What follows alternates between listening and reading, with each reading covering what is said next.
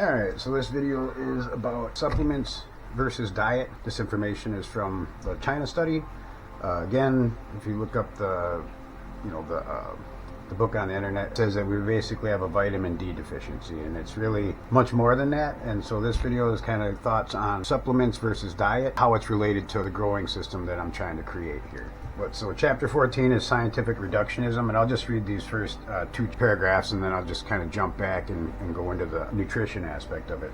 It says, when our National Academy of Sciences, NAS, Diet, Nutrition, and Cancer Committee was deciding how to summarize the research on diet and cancer, we included chapters on individual nutrients and nutrient groups.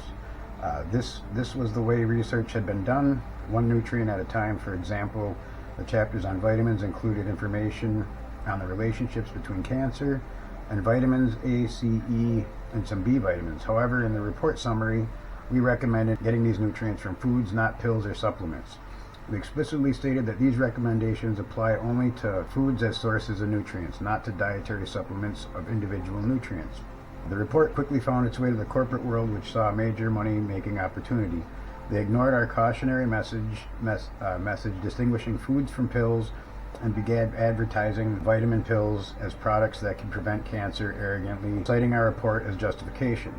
This was a great opening to a vast new market, consumer commercial vitamin supplements.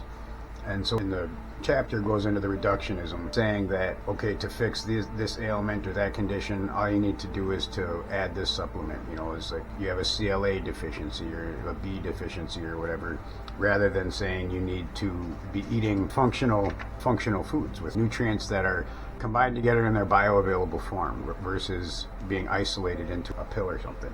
So, and then this chapter, the 8 principles of food and health, and how to obtain those nutrients that you need.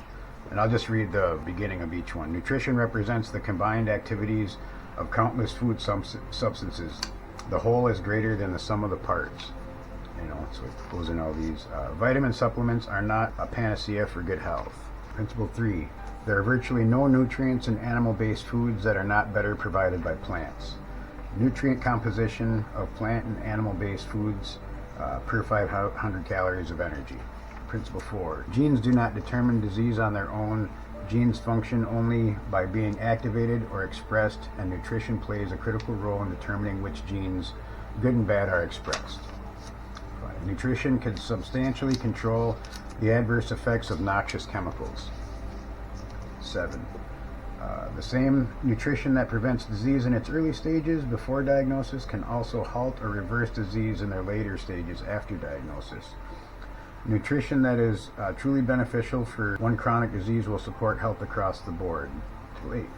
Good nutrition creates health in all areas of our existence. All parts are interconnected. And that's just kind of a once over on it. But like I said, what they're doing in these studies is, they came to the conclusion that there was a D deficiency in people, and that's really what makes health benefit. But D is basically just processing from the sun, right? And plants, when you get the recommended daily allowance of spinach and those types of things, those were based on plants that were tested 50, 60 years ago. And using pesticides and fertilizers doesn't allow, it just forces the plant to grow, whether there's those things in the ground or not.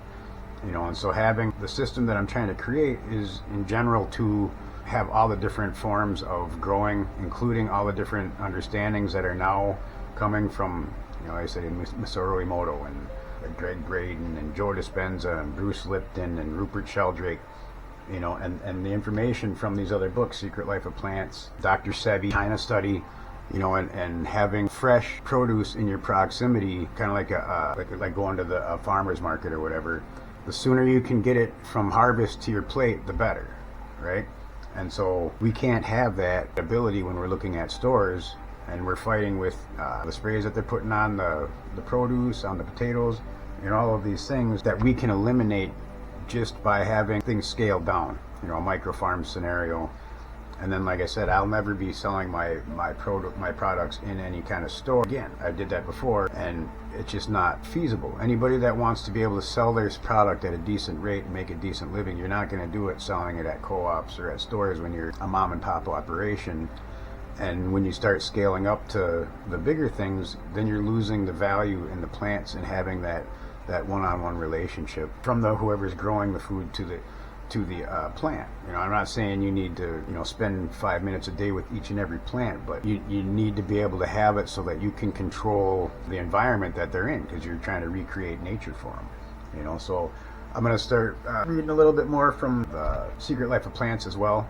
But I thought this would be a good introduction, some of the backdrop for the greenhouse. And what I want to create is year-round produce that gives everybody the variety and all that type of stuff that they need, rather than a grocery store. You know, because all that stuff sitting on the shelf has been off of the plant for, you know, who knows how long, just to get to the shelf. You know, that's valuable time that that you could be having when you consume the plant. So I said, one of the things I found in here, the healthiest centurions on the planet were the ones that had gardens, and it minimized the amount of time from the time it was harvested to the time it was consumed. You know, so the only way to really provide that is to eliminate that shelf time at a store. You know, so again, rather than just selling these and shipping them out and chasing my tail on that, I'll have, you know, people be able to sign up and do different programs, you know, where I'm at. But then I also want to be able to replicate that out other places, you know, and I think it's ideal, ideal to look at some of the people that are doing like homesteading and stuff, because when you have one of these systems, there's a ton of energy, fuel, different ways that you can power your system without having to hook up to a municipality. You know, so again, just a few minutes, wanted to kind of go over my thoughts on why I'm doing what I'm doing with the garden. Appreciate your time.